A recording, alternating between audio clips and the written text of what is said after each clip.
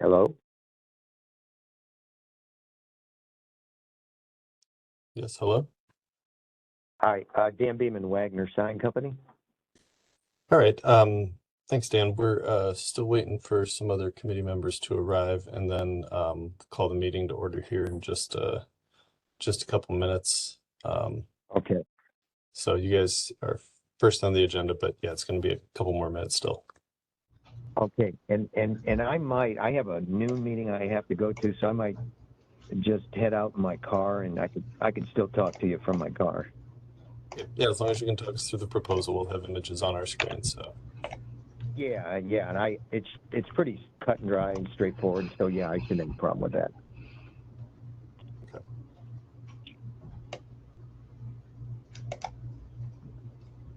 But I can hang here for a few more minutes before I go.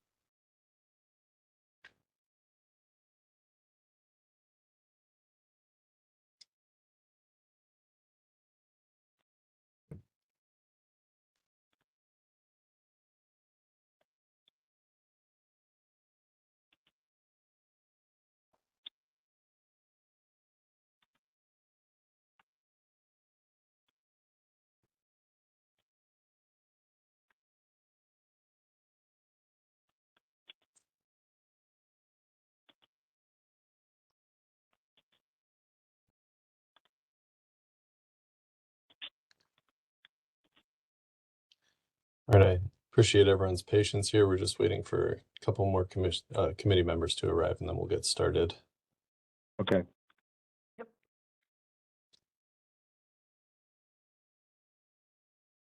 In the meantime, I can go through the preamble and the meeting rules and procedures. That way, when the rest of the committee members are here, we can call roll and call to order. So just go over these real quick. It's the Cleveland Landmarks Commission virtual meeting regulations and procedures. The meeting shall be conducted according to Robert's Rules of Order. Actions during the meeting will be taken by voice vote. Recusal due to conflict of interest should be stated for the record prior to the start of any presentation. Committee members will then leave the meeting for the duration of the case discussion. No presentation submissions will be submitted after the deadline. The chair will call the meeting to order and ask for roll call of the committee. The administrator will introduce the first project and provide some background information if applicable. The meeting will then be turned over to the applicant to proceed through the presentation. Each presentation should be completed prior to questions and comments from the committee. Once the presentation is concluded, the administrator will read any received comments. The committee will then begin deliberations and project review. Please use the raised hand feature if you wish to speak. After deliberations and review concludes, the committee will render its recommendation and vote. After the vote, the applicants may leave the meeting and the administrator will introduce the next project. All projects will follow the same format until all projects are heard by the committee. Once all projects are heard, the chair will call for any committee/administrator reports. After all reports have been heard, the chair will adjourn the meeting. As far as community comments are concerned, any and all community members may provide their written comments, thoughts, or questions regarding the projects presented to the committee for review and approval. Community members may also telephone their comments or questions to the committee administrator.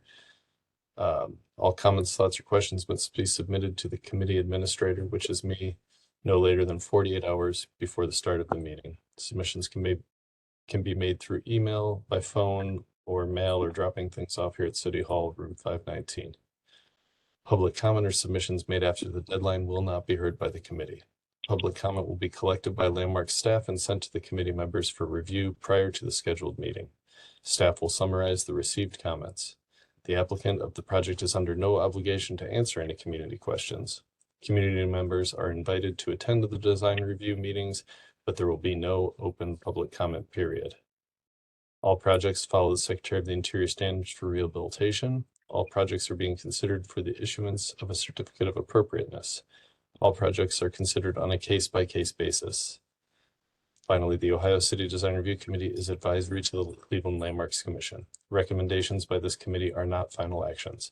Depending on the scope of the project, submissions may be approved administratively or will need to be reviewed at the Cleveland Landmarks Commission. Projects will be scheduled at the next available commission meeting after an action is taken. So that all being said, it looks like we...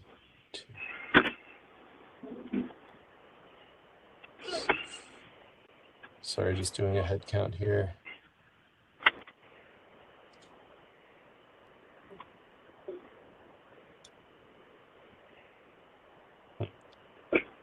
I don't see Doug.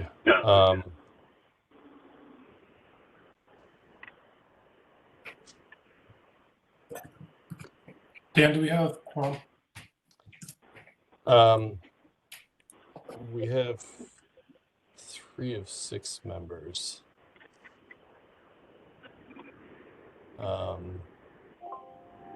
Just seeing if Doug was going to join us.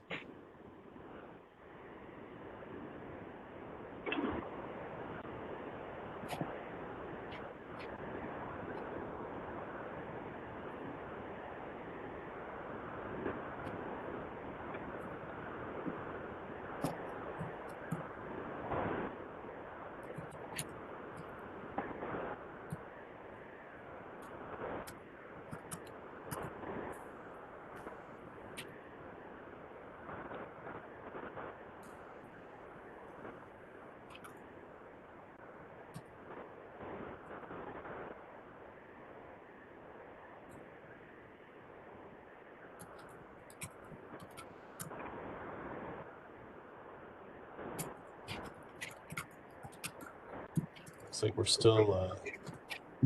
still one person short of quorum here. So yes, that Do you need to make a phone call or text some people? Yeah, let me give me 1 second to try and get a hold of Doug. Or does anyone have Doug's cell phone? I do not. Okay. Yeah, let me try and get a hold of him real quick. I apologize for the delay.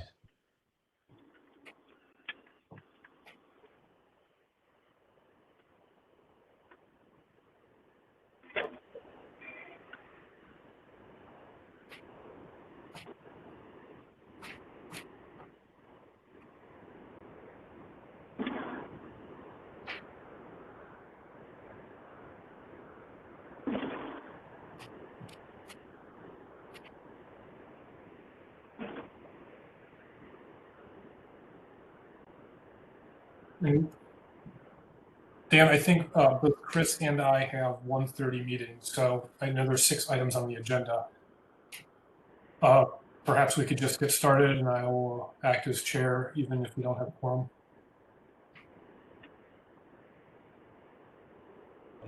Yes, yeah, that's certainly an option. I suppose, yeah, the only downside would be that, yeah, I guess we'd have things to sort out on the back end as far as not being able to make administrative approvals and that sort of thing, but we can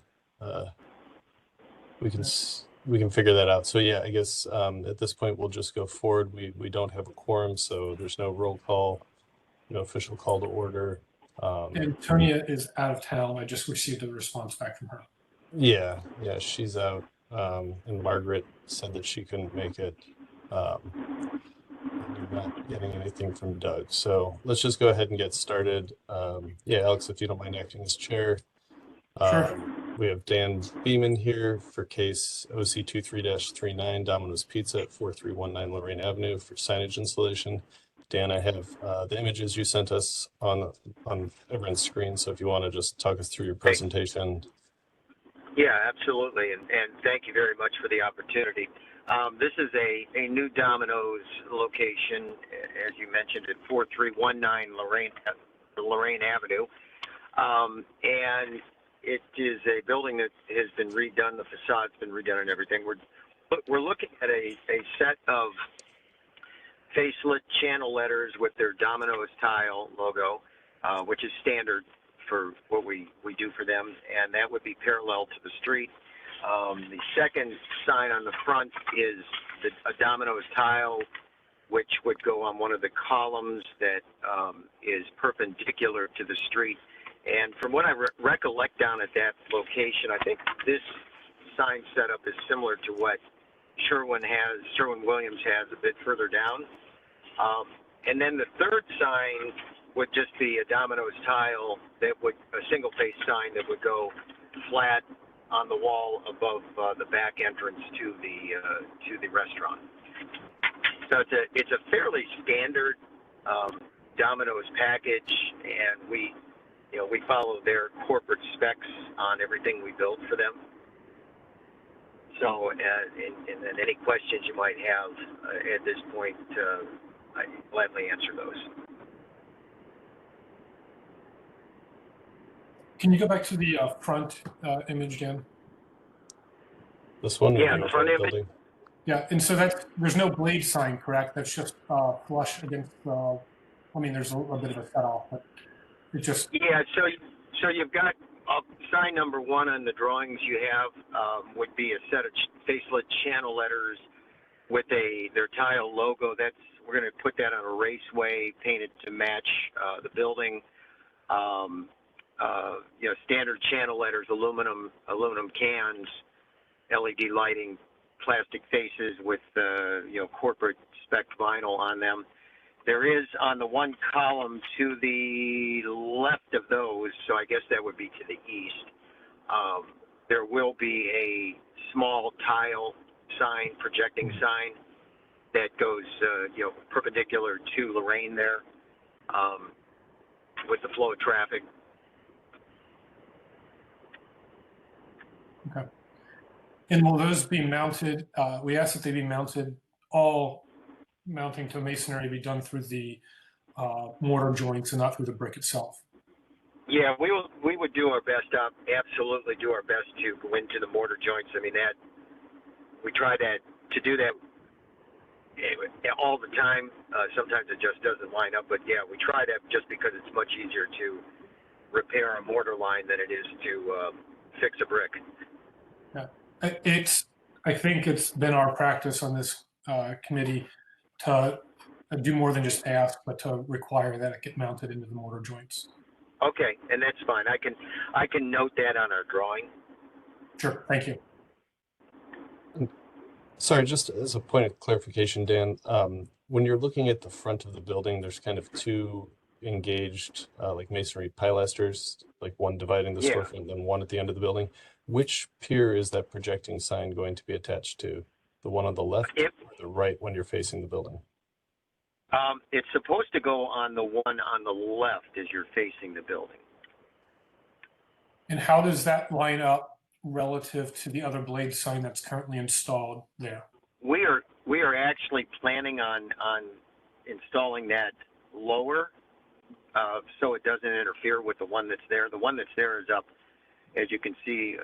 I don't know if the floor line or what we term that, but it's up a bit higher. So our plan would be to come in lower than that, so there isn't any visual interference.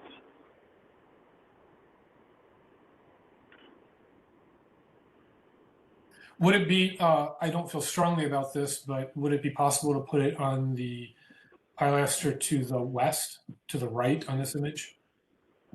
Yeah, I think that, I think that's possible. I would just need to let the owner know that, based on consultation from the committee, the preference would be there. I think it makes sense there too, just because it opens that up, both of those up a bit more for visibility. And the question, and yes. Sorry, I think the question I have is, so if we look, there's sort of four, Dan, can you go to the first slide and maybe zoom in on the full sort of facade? I guess my only thought there is, depending on who moves into the other storefronts, whose pilaster is whose. right. So I think that would be my question there relative to the pilaster that this sign would be installed on. But looking at the Sherwin-Williams signage that's at the corner, I understand kind of my comment would be, the blade sign should be installed in alignment with that existing Sherwin-Williams blade sign, Okay. as well as the flat sign on the building be within the same sort of scale and banding as the Sherwin-Williams die-cut letter sign. Okay.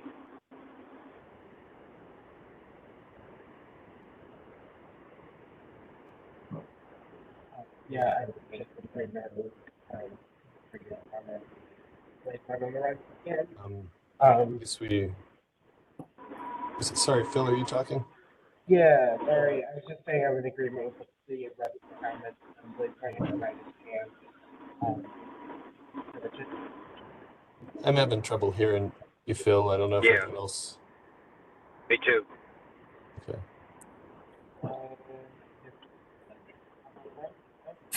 Phil, we are unable to hear you, if you can hear us. All right. Well, you have the feedback from at least Chris and I. Do you feel that you have sufficient guidance to proceed?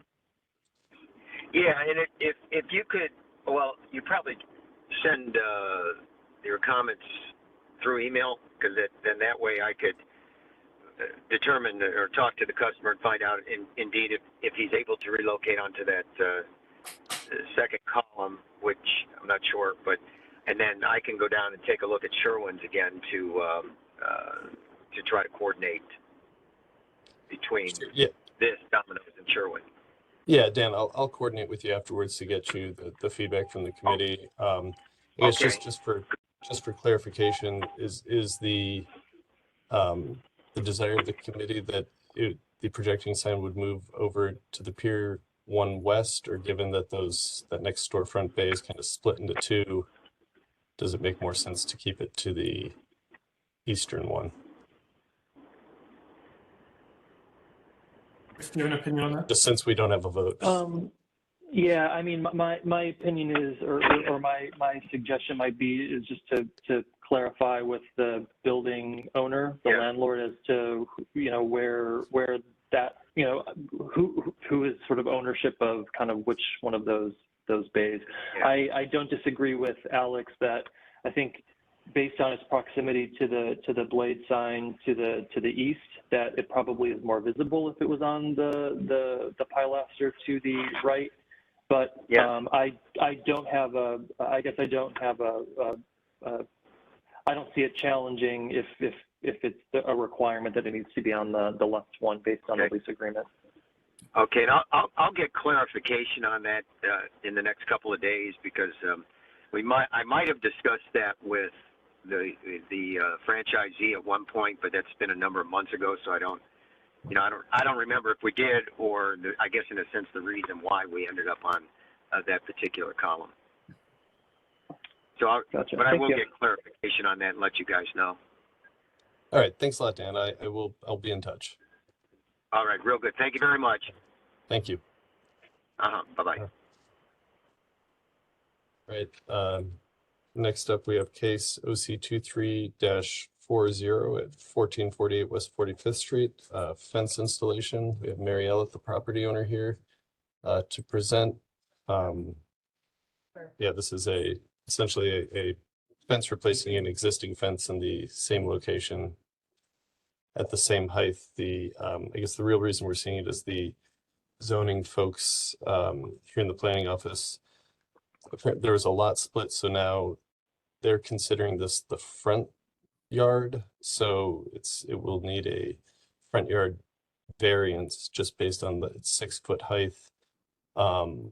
So, zoning issues aside, I think if we had been making motions today, we probably would have said, asked for recommendation. If a recommendation was made for approval, it would also include support for a variance, or just sort of provide direction on whether you want staff to support the variance or not when it goes to the Board of Zoning Appeals, if it takes that route. So with all that preamble, sorry, go ahead, Mary. We have your presentation up on the screen. Yes, I see. Hi. Commonly known as Mimi, and your agenda has dropped one of my T's off my last name, but that's okay. Well, we can work through that.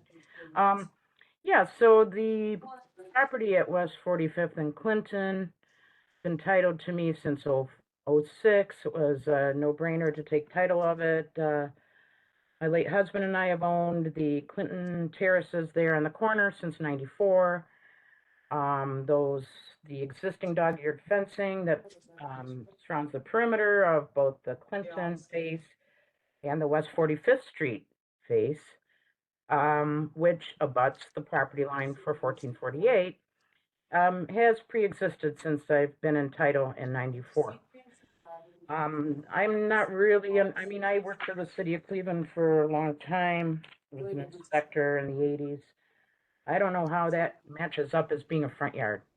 The frontage, yeah, well, that's an older picture from my lot split information. The one that I gave to Jessica Beam has a more updated, more colorful picture.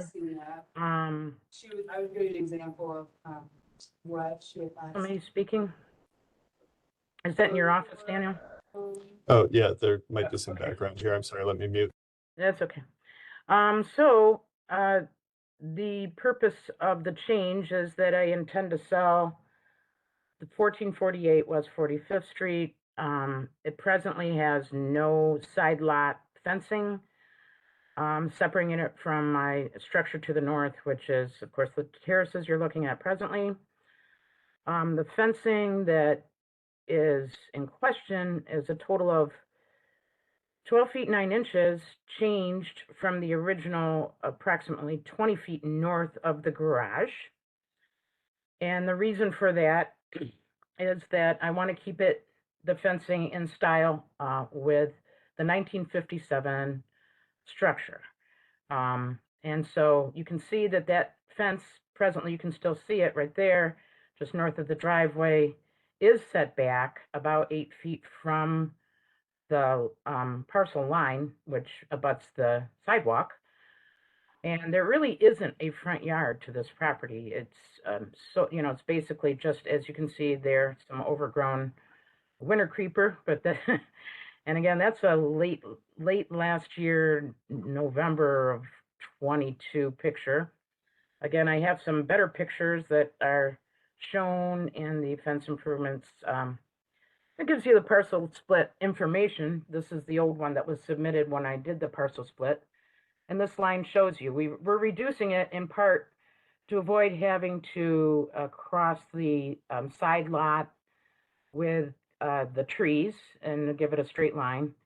If you look at the original parcel split, the northern property line to the ranch was on a bit of an angle, it wasn't a perpendicular line. It kind of angled up so that the narrower part was a little more than 12 feet, and it went up to 20 feet, which included this tree with the two split in the middle. It was part of the original parcel. The goal of doing the parcel split was to give it rear footage. That parcel, until December 2nd of last year, was 6 feet in the rear footage of the lot, which affords no space for anything.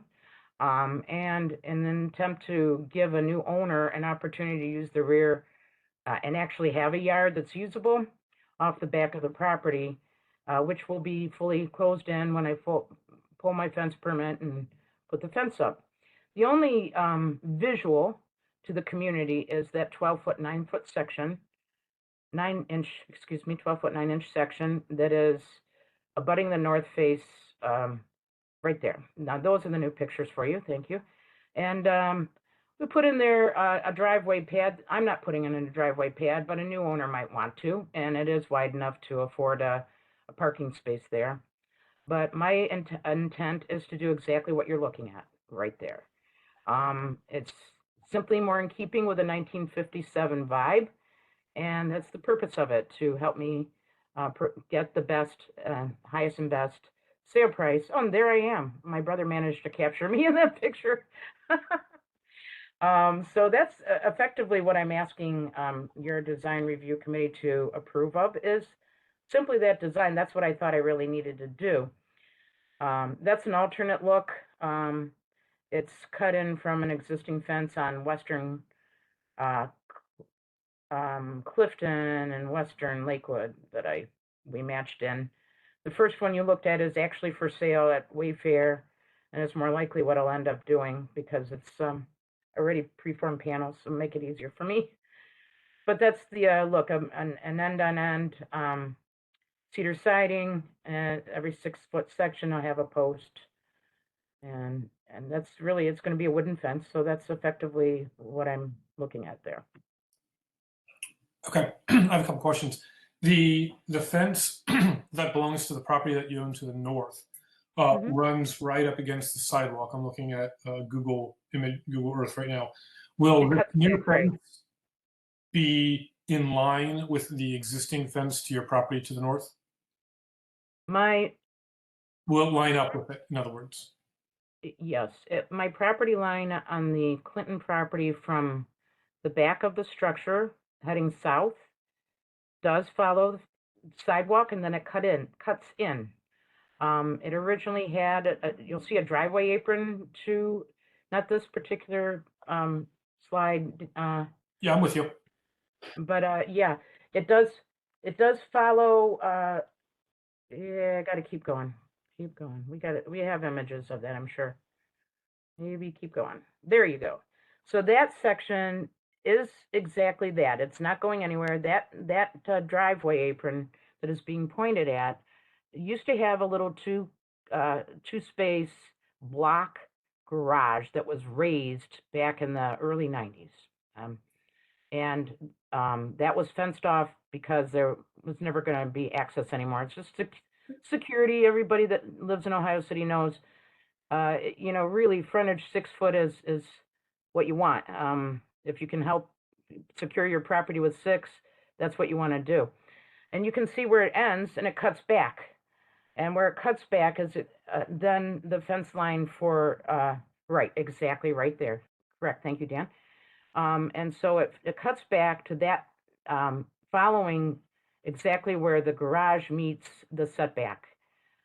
So it does cut in, and it cuts in at about 8 feet from the sidewalk, and that will not change. It's going to stay right where it is.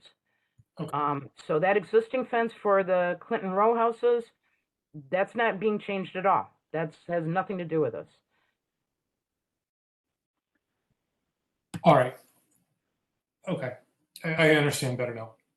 Thank you. I think the fence is one of the slides shows that the side yard, the backyard, whatever you want to refer to it as, that I have no problem with. I think where it is on, if you could, Dan, go to another image where it shows it immediately to the right of the garage door.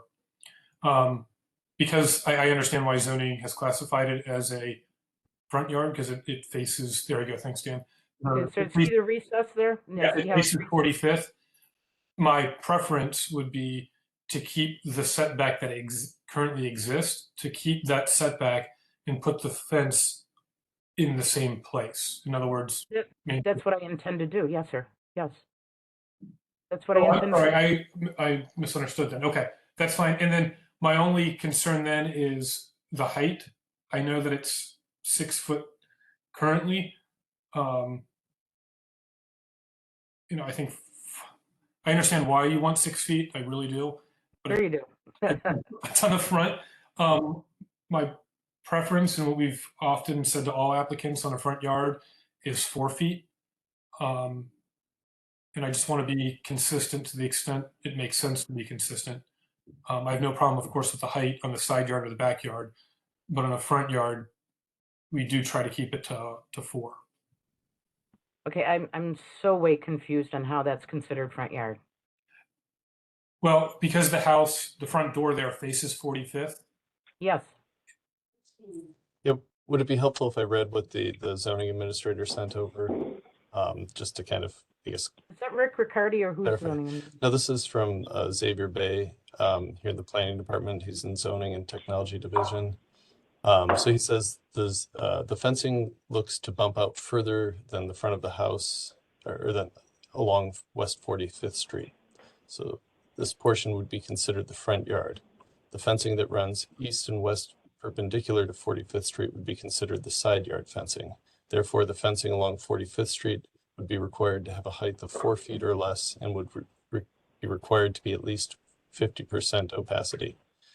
And the fence along and parallel to the driveway would be required to have at least 75% opacity above 2.5 feet if it were within 15 feet of the driveway's intersection with the public sidewalk.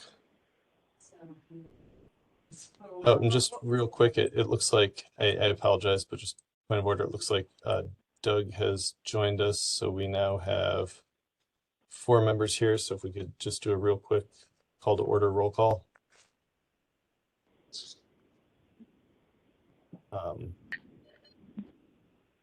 Sorry, Alex is, it's all right. Alex has been stepping in for you, but yeah, if you just want to do quick call to order, and I'll do roll call real quick. All right, well, I will officially call this meeting of the Ohio City Planning Committee to order. Dan, could you please call the roll? Mr. Frendorf? Here. Ms. Land? Mr. Lozier? Here. Ms. Marinucci? Mr. Taylor? Here. And Mr. Wall? Here. Mr. Chair, we have quorum. Yeah, we've just been discussing, I don't know how long you've been there, but yeah, we've been discussing the house on West 45th Street. Our zoning folks are considering this section of fence here, which Mimi Elliott wishes to replace with a basically in kind with the same height, same material on the same location fence. They're considering it front yard. So what I was, so what would be ideal from your committee if you do decide to recommend approval would be a recommendation for certificate of appropriateness and also support for any required zoning variances. That is, unless, you have issues or feelings to the contrary, but. Dan, I do have a quick question. Is this concept approval or is this final? Because I think I would like to see, the renderings I think are helpful, but I would like to see, if there's a particular material or a particular fence style in mind or a particular product, as Mimi was saying, I think I would like to kind of see what the more information on that. Could you please, Dan, could you please? Yes, that's what's recommended. Incidentally, as far as it being kicked out, you see how that garbage can gets squeezed in there? You're really not supposed to have a garbage can in the front yard. That's code. You're not allowed to do that. So my tenant puts it there, and there is a small pocket that moves it. The fence there is slightly projected in front of the garage. if this satisfies Mr. Bay's concern about being a front yard, I'm certainly prepared to kick it back just behind the brick setback. Absolutely. I think the 4 foot puts everybody that lives there in peril. We all know that we live in a urban location, and Clinton and West 45th Street does have its share of crime and break-ins and et cetera. And I think it would be not the most prudent thing to do for me to bring it down to a 4 foot level. I would propose, if that's required by the zoning people, which amazes me that I can't just get done with this and then go get a fence permit. Seems like a whole lot of stuff over a 12-foot, 9-foot section of fence. But all that being said, if I bring it down to 4 foot and then put up some sort of metal area that you can certainly see through, something appropriate that matches a metal mesh or that kind of thing, that would be appropriate. Anything like So- that, I'm prepared to do. You had mentioned just moving it back to the front edge of this property. Yep. I believe if you just came off the side of the brick Right. and across, then I think it would be just considered a side yard fence because you wouldn't be extending into the front yard. Well, So that's what I'll do then. at that point, I don't know that you'd need any zoning variances. So Then um, that's what I'm doing, period, end of okay. story. That's with this what the I will do. same style fence, same height and everything. So Yes, is the sir. committee comfortable with, I guess, looking at it with that understanding that it would be, that it would be brought back to this corner of the house and extend out from there? I would be much more comfortable with that, and I would be fine leaving it at 6 feet if it went back and ran flush with the house northward. I do want to second Chris's comments, though. I would like some more information about the materiality of this. Like, is the image shown there? I assume that those are metal of some sort, maybe aluminum, maybe steel, I don't know. And then the wood, the horizontal wood panels. That's cedar. The panels are cedar. Okay. I could go metal or I could go wood. It's irrelevant to me. I don't, whatever is approvable for design reasons, I'm happy to accommodate that. I have folks ready to do this as soon as I pull permits. I want to get it done this year. It took me all of last year to go through the whole plat changing. That was kind of frustrating. It was just really, I had Dave Bruckner do this, hired to do this in May, and it took me until December to get approval, which was, of course, partly in large part the county, but in the end, the goal is to sell the property, and I just don't want to have to delay this a whole nother season, just because I'm playing around with a material thing. So I'm absolutely happy to conform with whatever this committee wants as far as the material on the posts. The horizontal fencing is going to be cedar.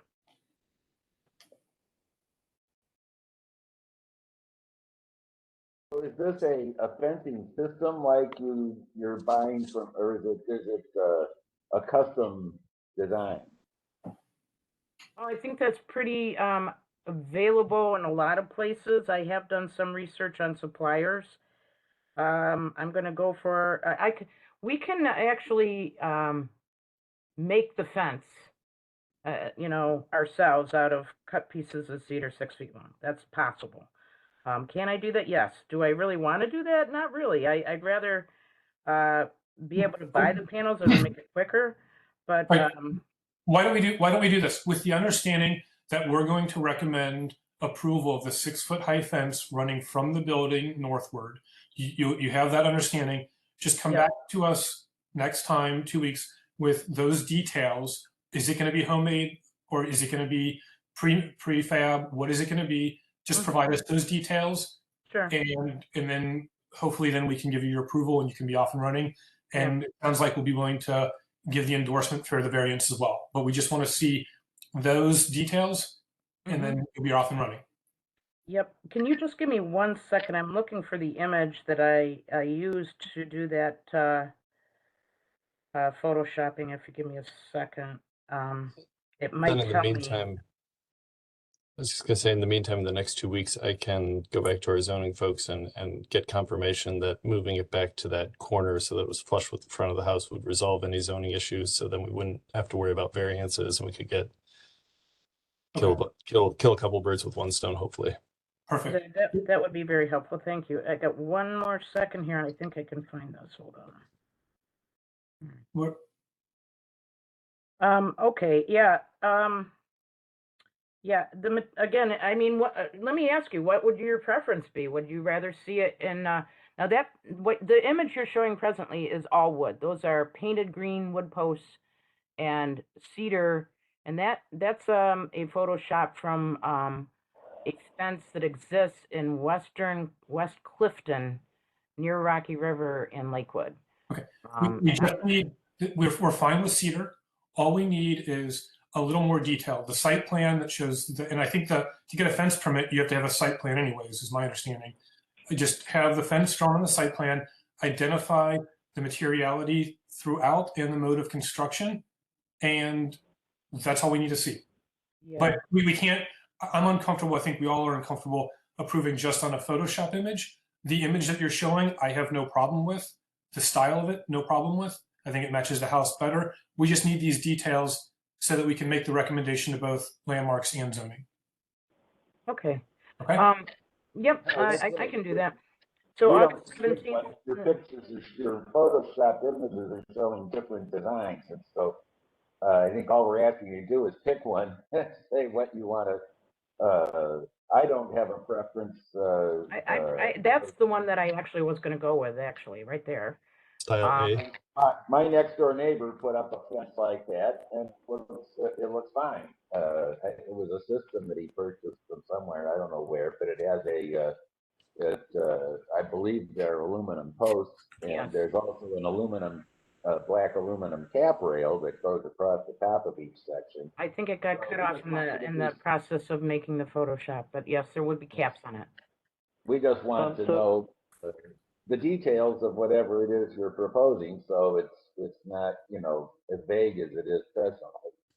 Okay. So do we need to make a motion to table until Yes. next week? I move the table. If I second. The applicant. okay, Ma'am, are you okay with us tabling this? Oh, We have a second?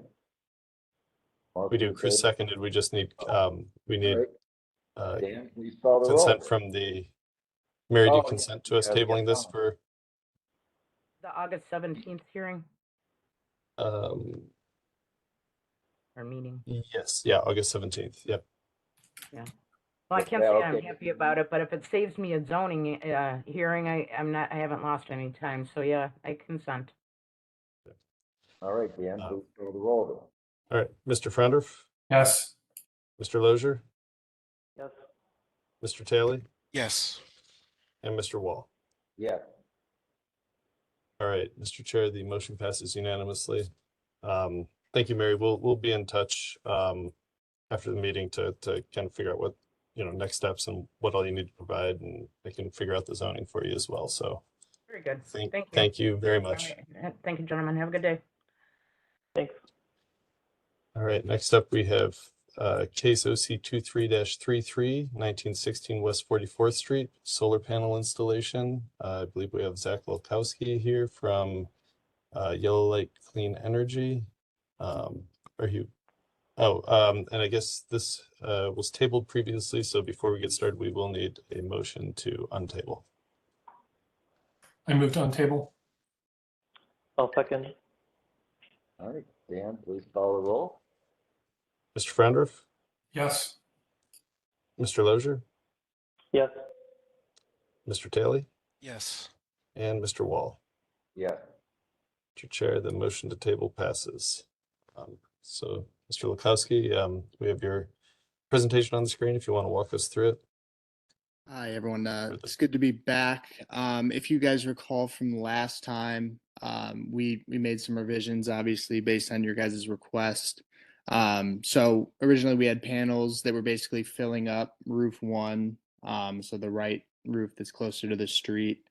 And we were guided to not have panels that go past the chimney. So basically, we removed those panels, and just looking for your guys' opinion on this design to see if that is something that we can move forward with for the customer.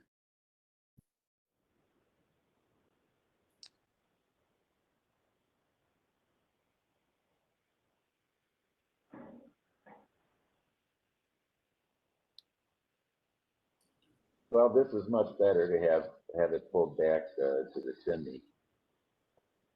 I'm okay with this adjustment.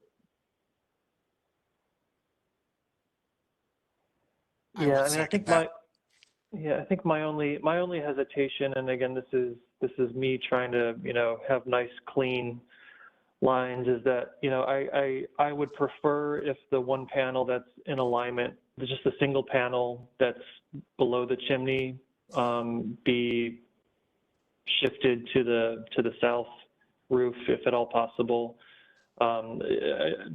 Just the dog ear sort of, sawtooth to me is a little distracting, but if that's not a possibility to be able to fit it on the south roof, then I would be okay moving forward with what's being presented. I agree with Chris. I agree as well. So if you could remove that one panel and still go forward, that would be preferable. So you're saying to remove, obviously I see the one that's sticking out, to move it on to roof 2, if that's possible. I don't believe it's possible. And the only way it would be, just looking at it, is to put it in landscape as opposed to portrait. And I think that might be more awkward to like kind of connect those two on top, like above the dormer there. I don't even think it would fit, but if it did, I think it might be the greater of two evils in that case. Can we just omit it altogether? I'd rather not. We were told last time to not have the panels extend past the chimney, and we really like to give the homeowner as much energy potential as possible. So we'd prefer not to. Did they look into moving that, relocating that plumbing vent that represents the missing tooth there in the upper row of panels? So you could swap out that location. Did anyone look into that? The homeowner looked into it briefly. It's not something she's typically interested in, just given the price. At that point, it might be just as worth it to put a panel on the north side of the roof. So, and we wouldn't really want to put one panel over there. That's just kind of ridiculous. So we'd like to move forward with this layout if possible. I'm okay with it as it is. You said putting a panel on the south roof and landscape would be awkward. You mean like from a design thing, or just? I think it'd be more awkward from a visual standpoint. I don't think it would fit either way, but you would have, just imagine a panel that's, these are all portrait now. Take it landscape and just kind of connect them on top. So it's just kind of awkward. I don't think that would be any better than what this is, especially the sidewalk's on the right, so you're going to be looking at it mostly from right to left. So I don't even think the fact that it's not a square is less relevant, because it's not a straight on look at the roof. You know what I mean?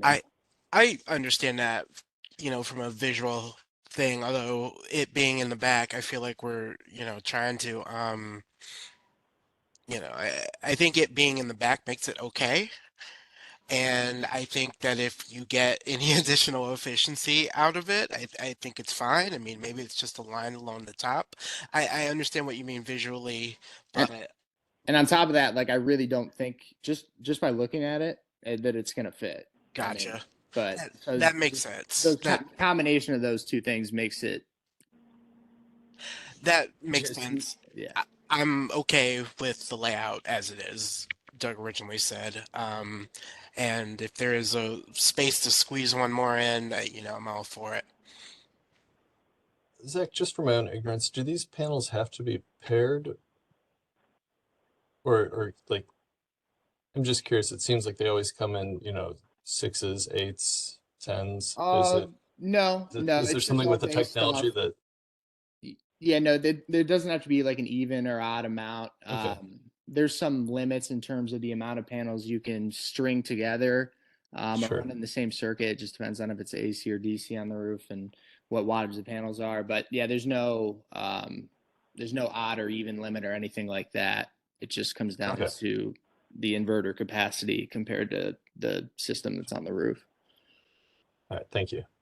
You're welcome.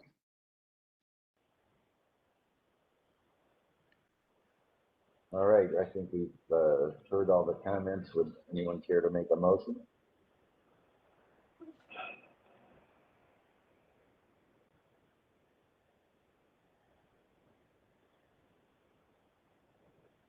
I make a motion to approve as presented. See that not being seconded, but Do we have a second? Apparently not. or approve with recommendation.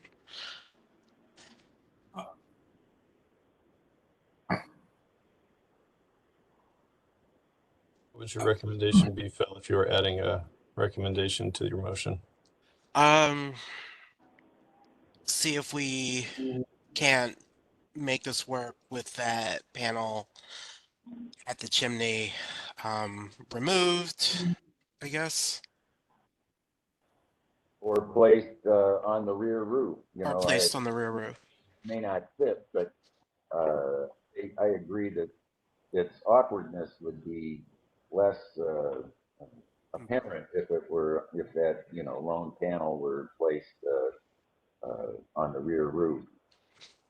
I don't know how Miles feels about that. I would agree. Recommendation then to see if there's another configuration with that panel on the rear roof. I think, I would second that. Oh, sorry, go ahead, Alex. I would just make the motion, sorry, when we present the landmarks, not just to see if, but the recommendation that it be placed on the other roof or omitted altogether. It's not an exploratory recommendation, it's a recommendation to move it. I'm okay with it as it is. I mean, you know, I So think Alex, Yeah, you're and talking just more of a to, condition. yeah, I don't know if I still have any pull with the comments. You guys started the motion, but I mean, really consider the fact that we're looking at it from an overhead standpoint. I totally see, like, yeah, it's not. Obviously, we would love to have another panel on top of that one, but you're going to be looking at it from right to left, and it's not going to be that same square that we're all looking at from the over-the-top view. I really think when you're that far away from the ground, it's 13 feet off the side of the roof. Is it absolutely 100% ideal? I don't think so, but given the fact that it's far enough away and the angle you're looking at it, you might not even be able to really notice there's a panel above it or not, depending on, you know, how close you are to the house. I mean, but that's my spiel. There's currently a motion on the table to approve as presented with the recommendation of removing the easternmost panel and fitting it on the rear roof if possible. Do we want to take a vote on that and see where that heads and then see if it needs strengthened? Or Phil, did you want to adjust your motion? No, I think that's good. I think it's a recommendation. All right. Anyone care to second that motion? Chris already did, is Oh, what I have. okay. Is that right, Chris? Can I, Second yeah, thoughts? yeah, I mean, can I rescind that because I do appreciate Alex's comment with clarification of language. Okay. No. Any, yeah. I think we should also bear in mind that, you know, we are an advisory body to Landmarks Commission. They're going to view this and they're going to make up their own decision one way or the other. So, you know, they may be okay with this layout. maybe not, but I mean, they're the final authority on this, so I don't think the gravity of this is not, I don't think it's that high. So do we have a second, or do we need another motion?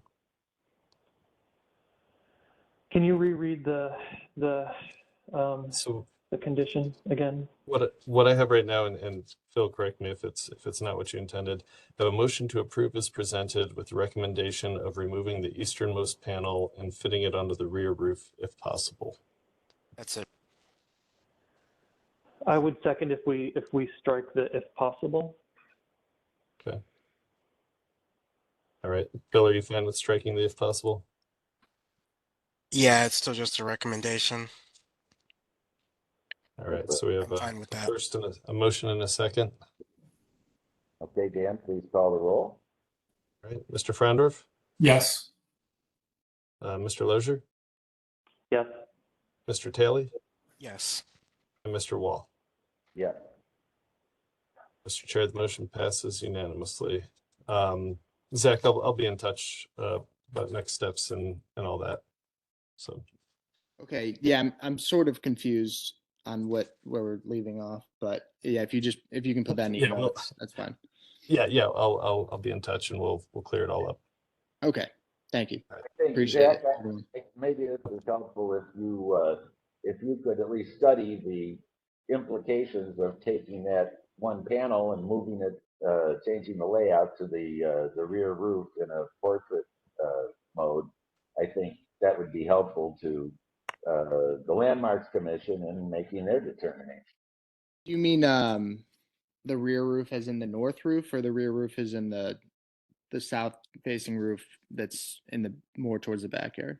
I think they're talking about the south facing western portion of the roof. Yeah, the western portion of the roof. So if you could actually see if that works, so you can say definitively either it works or it doesn't work, that would be useful. Yeah, I don't think it's gonna fit there, and I say that because when I went back after this meeting, I told the guys in design to fill up as many panels as we could on this back roof.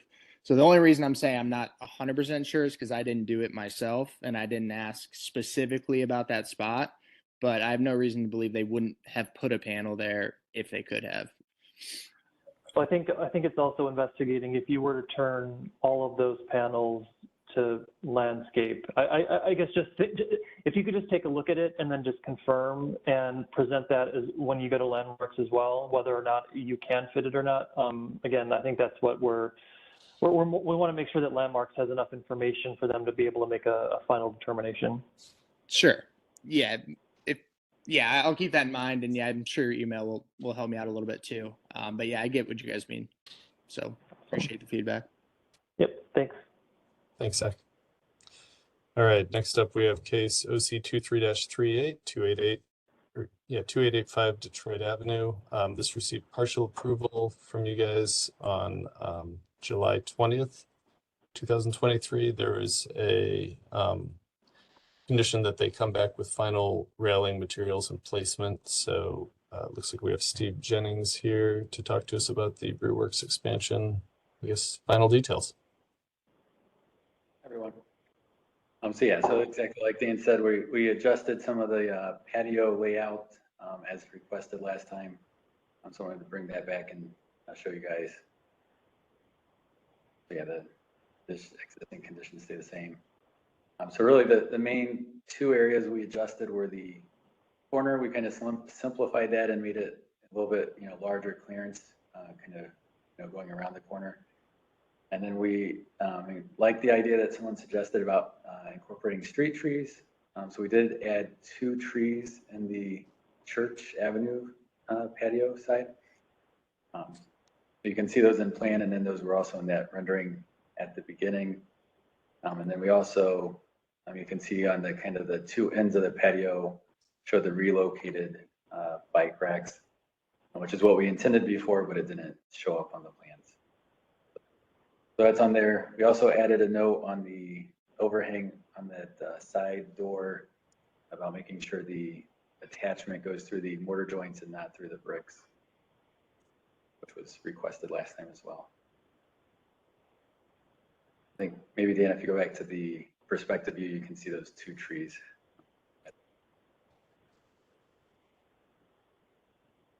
And then, yeah, that shows the revised layout at the corner. I think everything that we changed. Right. So when we talked, there was some question about, there's currently a bench there now that sits atop two former stubs of utility poles. Is that being entirely removed? Correct. Yep. And that's roughly about where those two trees are going as well.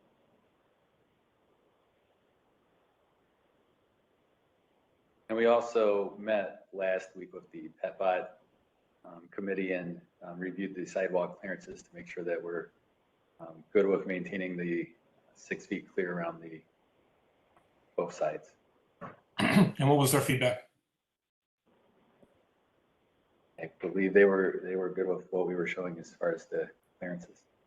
As my understanding, PetBot had no issues. I guess there was a note that they were removing more bike racks than they were putting back, but that's not exactly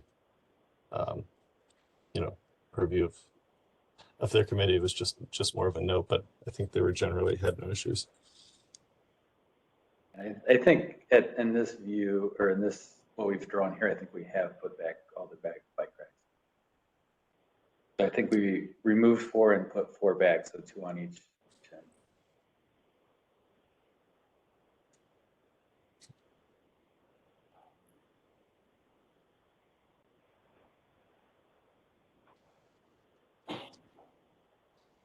And as Alex mentioned, the fencing detail, is the fence exactly the same as the current fencing you have on the building?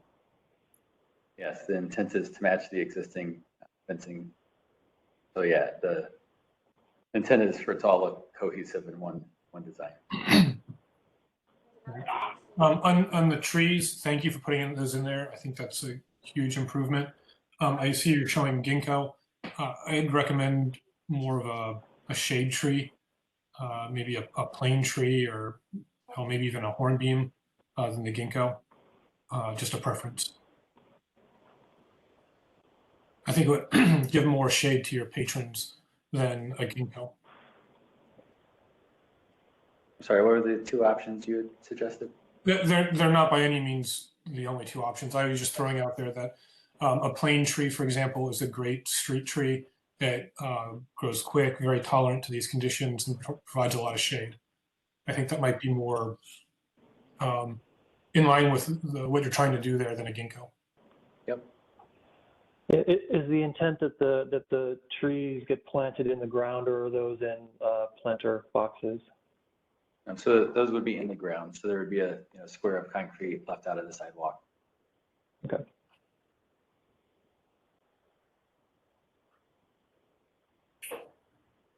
All right. I don't have any other questions. Nope. Anyone else? Someone care to make a motion then? I'll move to approve as presented with the recommendations to swap out the ginkgos with a shade tree, perhaps a plane tree. That's it. I'll second. And please call the roll. Yes, no other discussion. Mr. Frandorf, Yes. Mr. Lozier, Yes. Mr. Taylor, Yes. and Mr. Wall. Yeah. All right, Mr. Chair, the motion passes unanimously. Steve, we have you guys scheduled for the next Landmarks Commission meeting next week on the 10th. So I think Jessica's been in touch about that. So yeah, any other follow-up, we'll get done before that. Thank you. Thank you.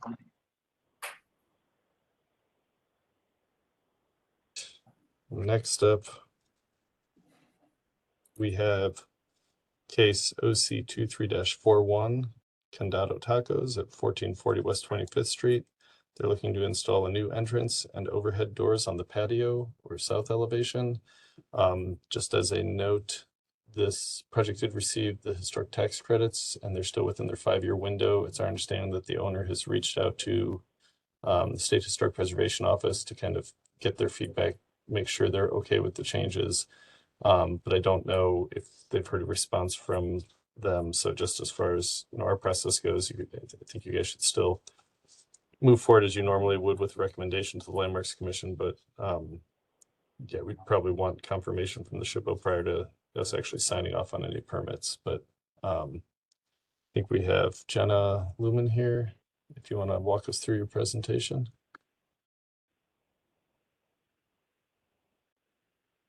If you're talking, Jenna, you must be on. You're on mute. So.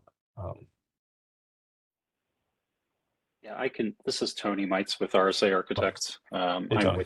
working with Jenna. I can walk you through the Okay. presentation if you like. Okay. So it's a packet of about 12 pages where we're just kind of showing you the site context and location. So it's a corner building on West 25th and Detroit Avenue, previously occupied by the food hall. That lower level is being separated into two different tenant spaces. The existing entry and the corner in what was previously the bar area is being separated as to one tenant space. And then the kitchen areas and where the food hall was, that's being separated into another tenant space. That's the space that Condado Tacos would like to take. And that space will require an entry. So once those two spaces are pulled apart, there is no entry to that spot. So we are proposing to take the storefront that is southernmost on the West 25th facade and create a recess with a new entry into the area. And then we are also proposing to put in some operable overhead doors on the south location for patio and pass through. So the overhead door and the indoor outdoor kind of relationship is a branding element for Condado Tacos. So that's the purpose behind that. And the new doors, obviously, we need to get in and out of the space. So that's the real purpose for it. The recess doors in there, which they are not 100% in line with the existing storefront, is because we can't swing the doors out into the public right of way into the sidewalk. And on West 25th in that area, there is a existing drop-off lane or parallel parking, which then decreases the dimension of the sidewalk area. So that's kind of the general gist of what's being proposed at the moment. This has been reviewed by the landlord, and we are pulling together, and I believe that the SHPO submittal is in process. So we've not heard anything back from them yet, but it's something that we're currently working on right now, and we'd love to get your guys' feedback and input. Can you walk us through, so the new front entrance there on 25th, so there are other doors on that facade there, correct? Yeah, so on 25th, the other doors on the facade are at the front corner, which is kind of right there. Those are serving as kind of exit doors. Those doors are going to be closed off to this tenant space, so they do not directly connect to the tenant space. Okay, and then none of the doors, other than what you just pointed out, running south along 25th, there are no doors there. There are no doors, correct. Okay. Yeah, there are no doors there. And my only question is breaking the plane and recessing the entrance. And I want to know if there's another way of maintaining the plane, the historic plane, and putting a door there without the need to recess it. Sure, and that's a tricky thing. So twofold.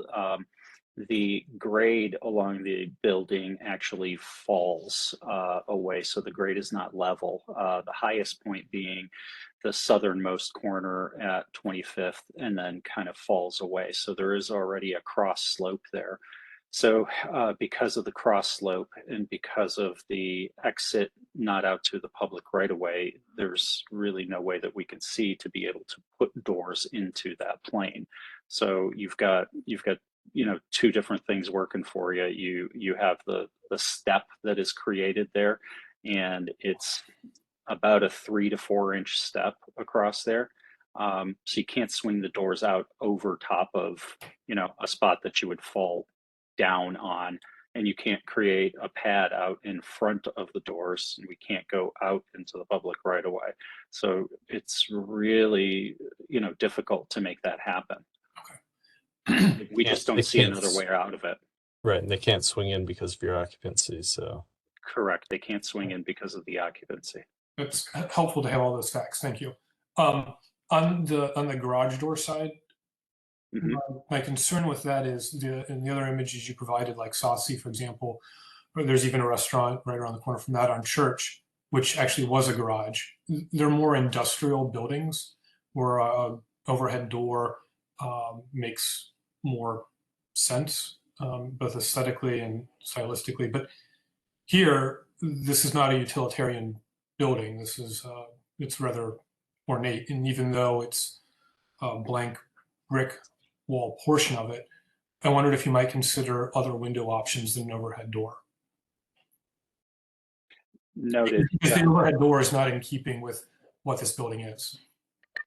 Also, Sure. they don't come down to the floor plane. They look like they're just floating in there, which seems a little odd. Like you're taking an overhead door and making it look like a window. What is the proposed sill height of these openings? The proposed sill height is about 34 inches. So it's to enable you to get, or I think maybe we've got it drawn 42 from the grade outside, because the grade is lower on the outside, and on the inside it's a little bit less than that. So the idea is to have tables and chairs up on either side of that wall.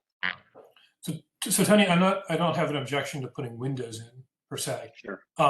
Just this style of it. Might you consider maybe an accordion style window or something else that's not so utilitarian? Understood. Yeah, and there was comments that we were kicking around internally relative to Muntin patterns and window styles, and keeping with what we've got on the exterior. So we are exploring that and seeing what else we can put in there. One of the things that we were finding was there actually is a manufacturer that does provide bifolding overhead doors, but the glazing is face forward, and any framing that you would put on that would be visible could be surface applied. So we're working with a manufacturer right now to see if that's a feasible option. So it would be something that looks like a window, matches the Muntin pattern on the other windows, but still folds up. So we are looking into alternatives in there if they're possible. Good, I think that would be preferable. Thank you. Yeah, I think that the challenge I have with looking at sort of the composition of the windows relative to the massing of the building is that it doesn't appear to be very balanced. To me it's a little bit too far if we're looking at this drawing, too far to the left-hand side. And I understand kind of why you're coming back to 7'10" for the vestibule on the inside. I guess a couple of questions and comments would be: would you consider one larger opening than the 12-foot than the two 12-foot openings? Could you do one opening that's maybe more centered within the mass as the building continues up into the air? As a thought, the other thing is which is difficult to understand from the drawings that are included in this presentation is what is the relationship between the height of these windows and the height of the windows on the front facade? I think it would be helpful if you know, in an updated rendering, if you maybe, you know, use the view that's more at the corner, so we're Sure. able to see both the side windows and then the front windows for context. And maybe that may also help with, you know, thinking about the Muntin and mullion patterns and things like that, if there's an opportunity to pull some of that similar language from the front to the side. Sure, sure. No, I totally understand what you're saying. Yeah, it's a kind of a careful balance of, you know, tenant desire, building owner desire, and public approval. So I appreciate the comments. That's why we're here to talk this through.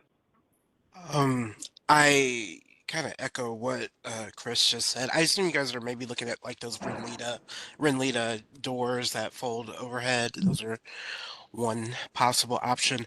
My concern is about the this facade being like southeast-ish, but it's got to get a lot of sunlight. And I was wondering if there was space for like sunshade or anything um that might break up the elevation and kind of like provide some shading or something. I think adding something to that wall, maybe above or some kind of covering, might start to break things up a little bit. And then there's like that covered parking, I guess, like adjacent to that, maybe like in that lot, if I'm thinking of the right location. Um, and I wonder if there's like some space to play off of that for that courtyard. Um, but I would echo about kind of the patterning of the overhead doors. But it sounds like you guys are on it and there's some options. So that's all I got. I think the one other final comment that I might have is, so it looks like you're pulling back the new entry doors, you know, 6 feet into the building, and that's sort of influencing the, you know, the location of where the windows are on the side. I'm wondering, you know, does it need to be the full 6 foot? Is there, you know, as you're studying this and looking at this, you know, what is? Yeah. From a code standpoint, I believe so, because it's the swing of the door plus the depth of the door before you have a step.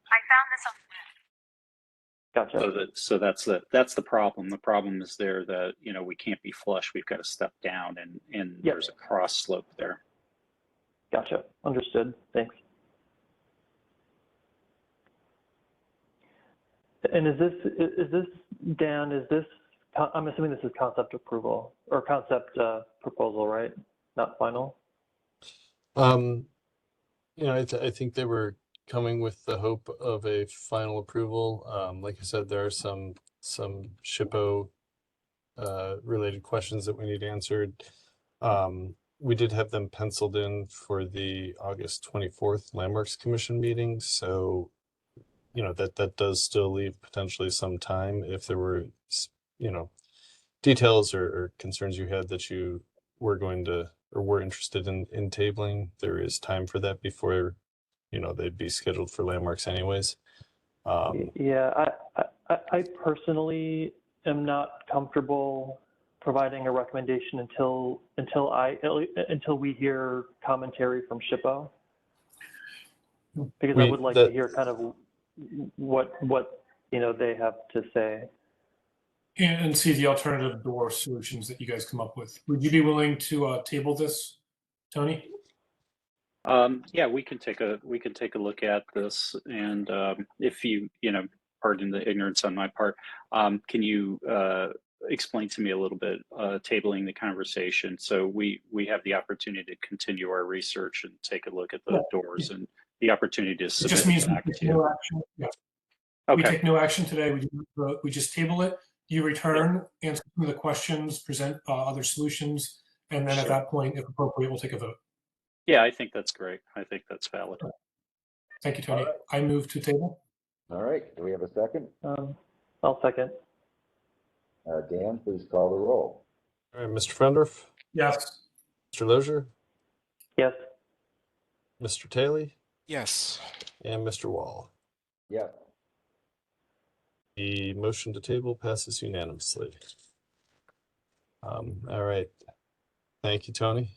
Great, thank you. Yeah, And just we'll, yeah, yeah, we'll if you work with you, coordinate Jamie. with We'll get Jessica, and something back to we'll you. get you on the next agenda.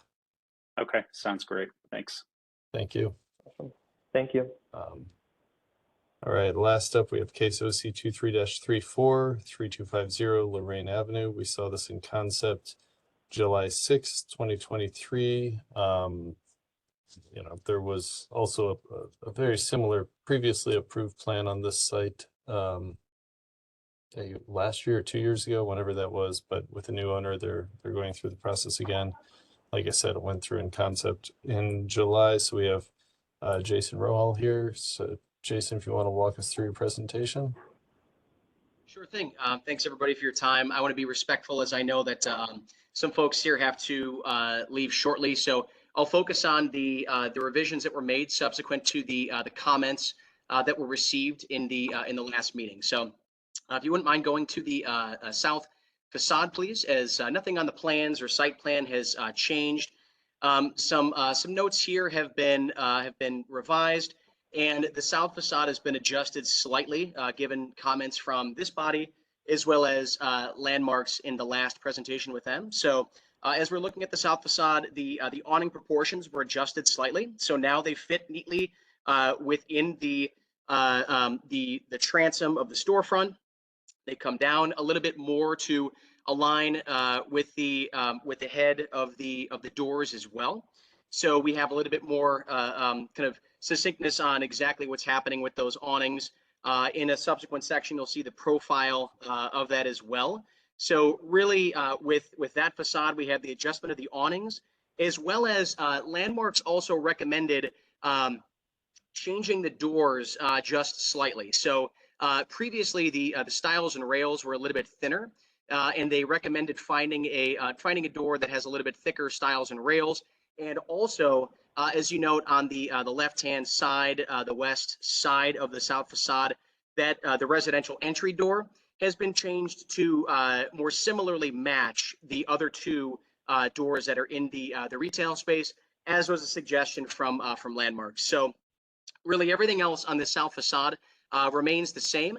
The other clarification that I will add as well after consulting with a mason is the use of type O mortar. That question was asked last time, and so type O mortar is going to give the softness that's necessary to make sure that there's no cracking with existing masonry that's on the facade there. You can see the change to the storefront door type there, just anodized aluminum, as we spoke about previously. Another comment that was brought up as well that was discussed with the owner. The owner prefers to keep the rear portion of the building as siding, and we've color matched that for the masonry at the front of the building, which is a yellowish hue. So he would prefer to keep that as siding. That was okayed by Landmarks after a discussion that I had with the client after the OCI meeting. He would prefer to keep that as vinyl. It's vinyl to vinyl, so it's the exact same. And in the color as well, with the kind of warmer neutral tone, we'll soften that transition as we go around the building rather than having it's currently white.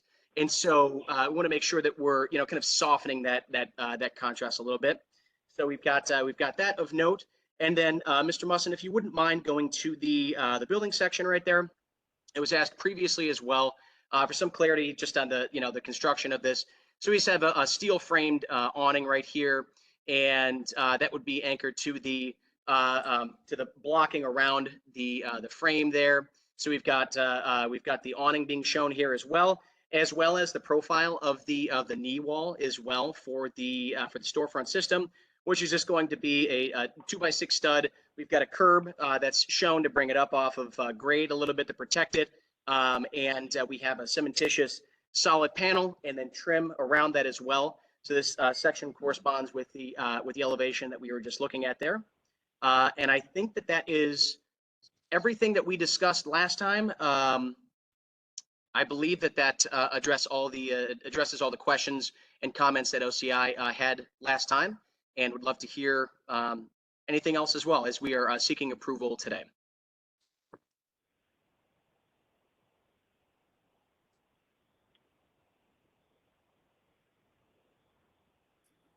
Jason, I think the biggest issue that I have, and I understand why, and that's being replaced in kind, though, is that the continued use of the vinyl siding. We have a lot of projects that come before us. We try to draw the line at that, especially on the commercial corridor, and as it is visible from the alley in the rear. I think replacing it with hardy, though perhaps more expensive, I think is the right course of action here. That's my number one, I guess, recommendation. Yeah, I would second that one as well, at least to get it on the record as our recommendation to Landmarks. If Landmarks already made mention that they would be okay with vinyl, I at least want to get our recommendation on record, and then ultimately it's up to Landmarks to approve or not. So. Okay, I appreciate that. And then, Jason, you're on the schematics here. I see the aluminum clad wood windows on the front. That's fantastic. And on the side, it says here, I think I read the note composite for the windows on the side. Yes. Yeah. Can you tell us about those? That would be it's a fiberglass. It's a fiberglass system, and actually we spoke about this as well at Landmarks. They much preferred a composite system to a vinyl window frame, and so that was one of the other items that we spoke about. Was it's just a fiberglass product. It's more durable and it looks better than the vinyl window frame. All right. Again, the preference, of course, is aluminum clad wood, but if we could meet each other halfway, all right, the composite windows are fine, but can we move off of the vinyl? I think that would be a good compromise if your client were amenable to that. And you don't have to answer for your client. I don't envision you having an answer right now, but just something to discuss with your client. Mm-hmm. Yeah, and my perspective is when it comes to that rear portion, I'm and I don't want to a mix of materials around this whole thing, but to me the most visible side is the west elevation that's sort of seen between the OCI building and this building.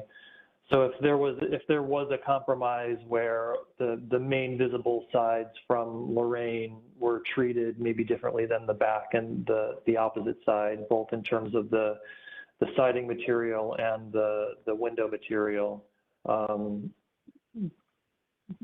that I guess take that into consideration, and I also ask my colleagues their opinion about that too.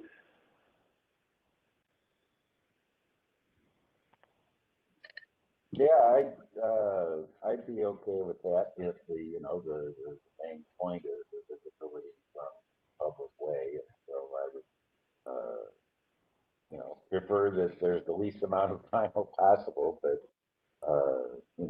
I think we all realize there are budget constraints and so forth, and that it's, currently vinyl back there. So I think I'd feel good about improving whatever segments of that we could. I was going to try to ask about those fiberglass windows. What color are they proposed to be? They would just be white. So right now, all of the windows are currently framed and would continue to be framed white.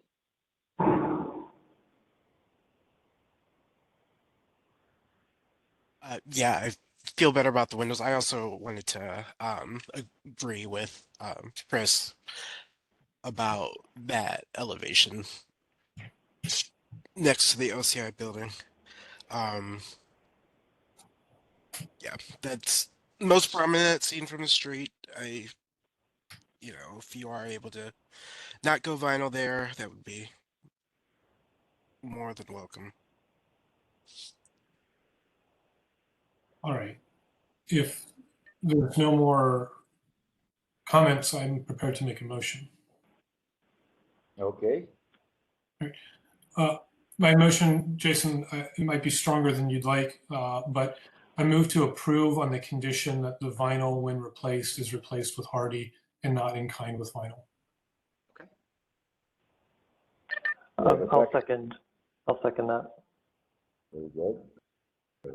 Dan, please call the roll. All right, Mr. Frendorf, Yes. Mr. Lozier, Yes. Mr. Taylor, Yes. and Mr. Wall. Yes, All right, Mr. Chair, the motion passes unanimously.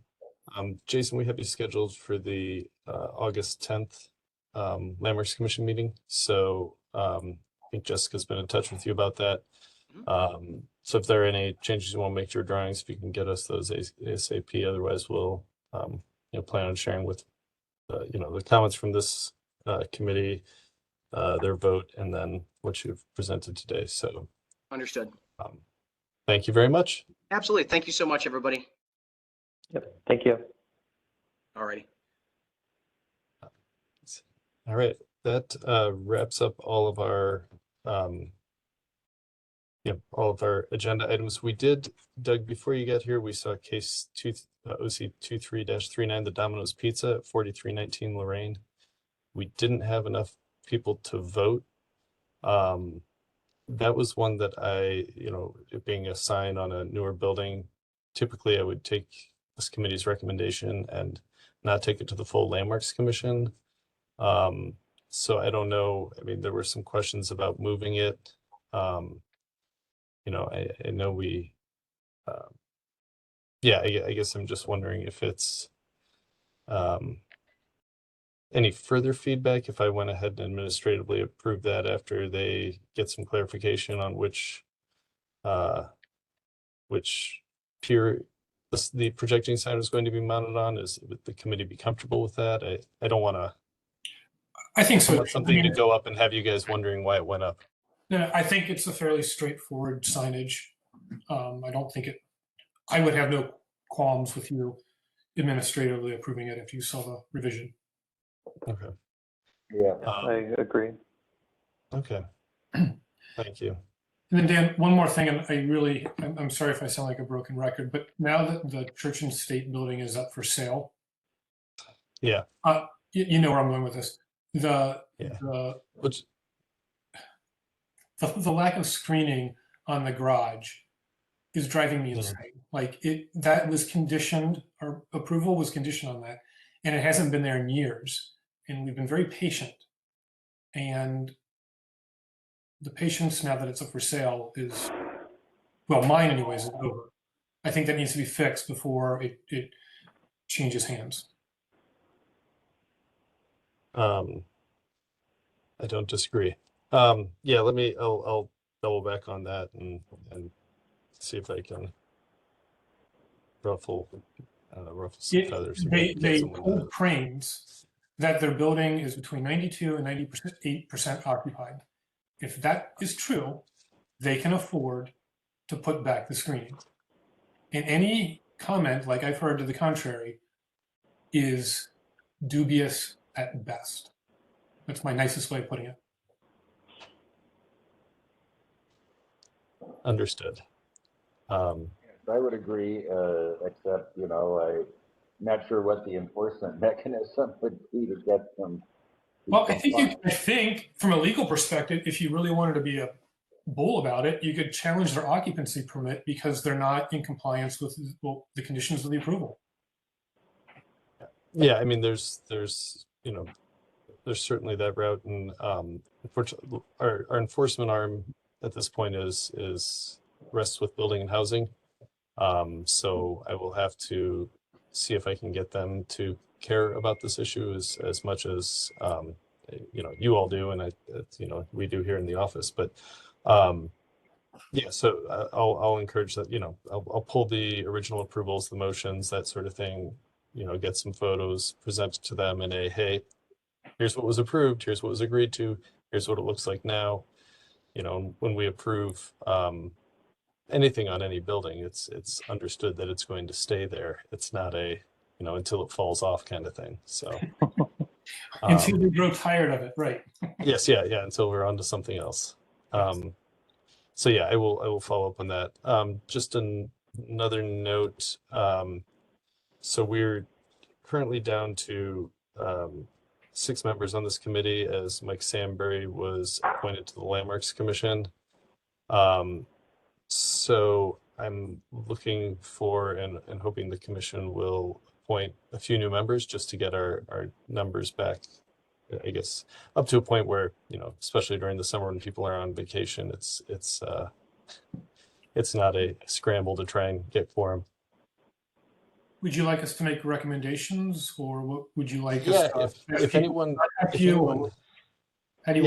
has recommendations, you can send me resumes, or if they want to reach out to me directly. We have received a number of resumes from, not necessarily people in the Ohio City neighborhood, but people with kind of preservation design backgrounds. So with a lot of the committees, and I think, you guys have always had a pretty strong committee, and we've never had a huge problem getting people, from the neighborhood to participate.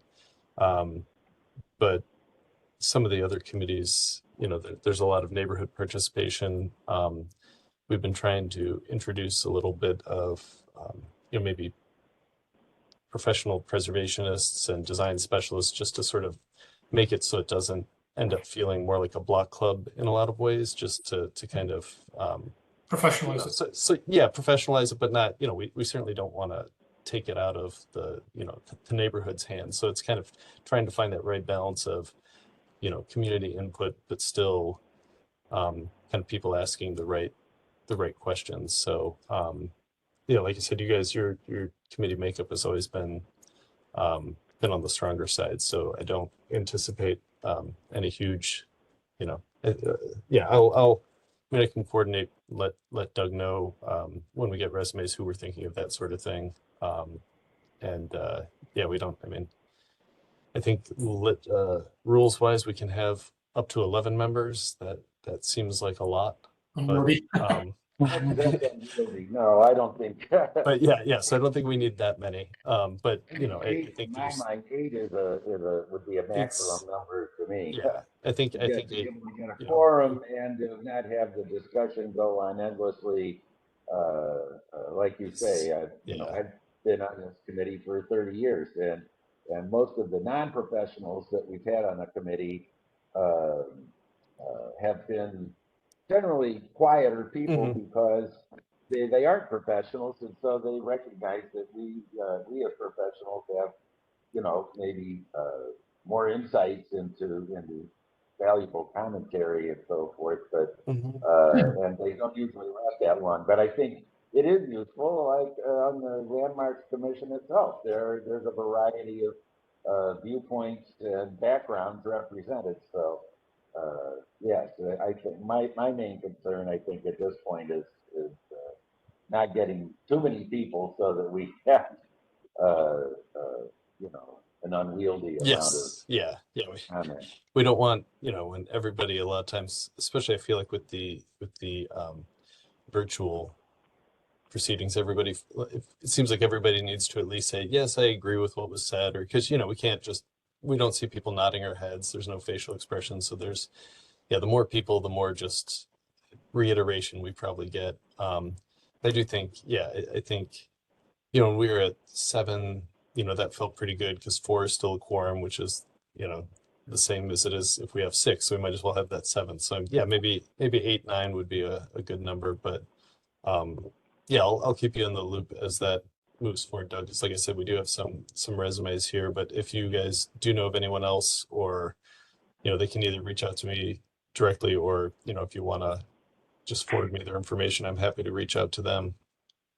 But yeah. All right. Otherwise, I guess, if you want to adjourn. Yeah, hey, Dan, real quick. Just very quickly, 3401 Clinton, there's been a wraparound porch that has been added. I never recall seeing that unless it was administratively approved. Is that the one with the window issue? Yes, as well. Oh, Yeah. okay. Yeah, so when I was talking to him about the windows, I noticed that as well, and he said that it was previously, that side portion of it was previously enclosed, like, so you could see porch floor, so he removed it, and, you know, from looking at it, it looks appropriate. It did not go through any kind of permitting or design review. There's no certificate of appropriateness. It was, like I said, it was just when I was comparing photos of what it looks like now versus what it looked like on you know, on Google Maps, it was like, wait, that's different. So so yeah, aware of that, and I've got to deal with the owner on finish resolving the window issue as well. So Okay. I will add that to the list. I appreciate it. And especially underneath the porch there, he just put solid wood. From a engineering perspective and a design perspective, you would never do that. Gotcha. Okay. All right. Now we can adjourn. Right. Thank you. All right. Thank you. Okay. We will officially adjourn this meeting of the Ohio City Design Review Committee. Thanks, everyone. And, sorry I was late, but we Sorry. got through it. Yep. All right. All right. Thank you, guys. Thanks. Thanks, everyone. See ya.